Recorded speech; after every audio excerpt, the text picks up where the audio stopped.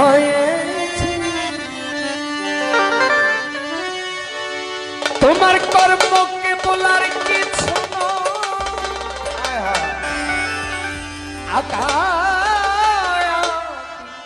মুছা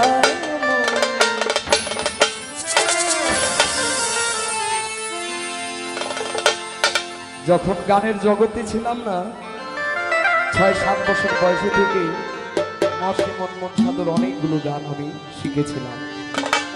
এখন সেই গানগুলো সমগ্র বাউল যারা আমাদের সিনিয়র বাউল যারা তারা গিয়ে দেয়। আমার তখনই একটা মনের টান ছিল যে আসলে এই গানগুলো তো শোনার মতো গাওয়ার মতো। তো সাধকদের এই সত্য কথার বাণীগুলো প্রত্যেকটা ভক্তের অন্তরে বিরাজ।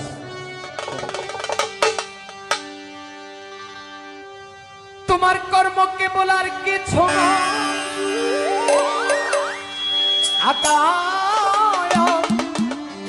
মুছা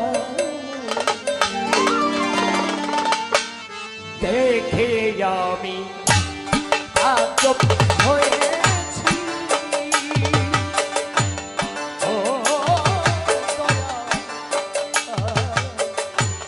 দেখে আমি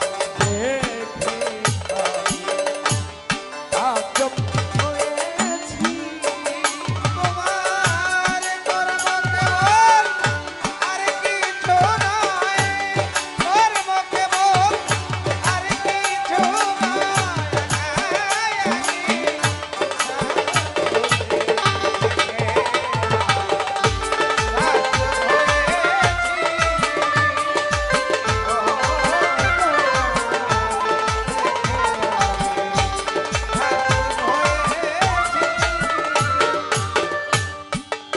শিশুর মতো কলম নানান রঙে কালি দিয়ে শিশুর মতো কলম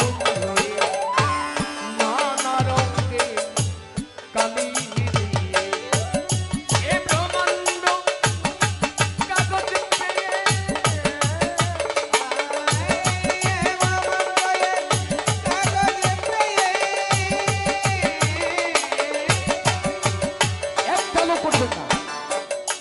একটা লোক গানে শুনে উঠবে না, ভালো না লাগলে গান শেষে চলে যাবে।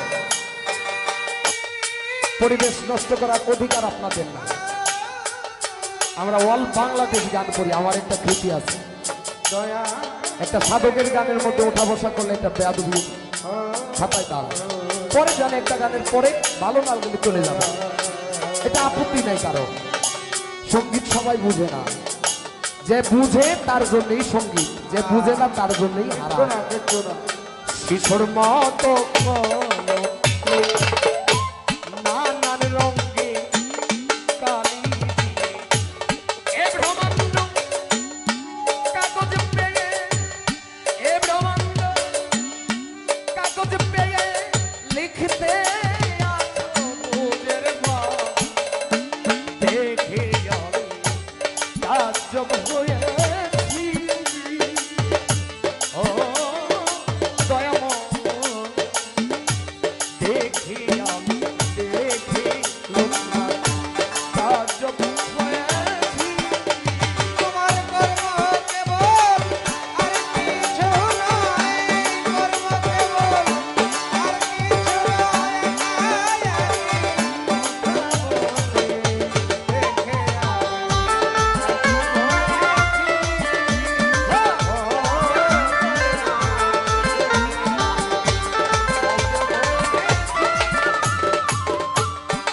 অবকাশ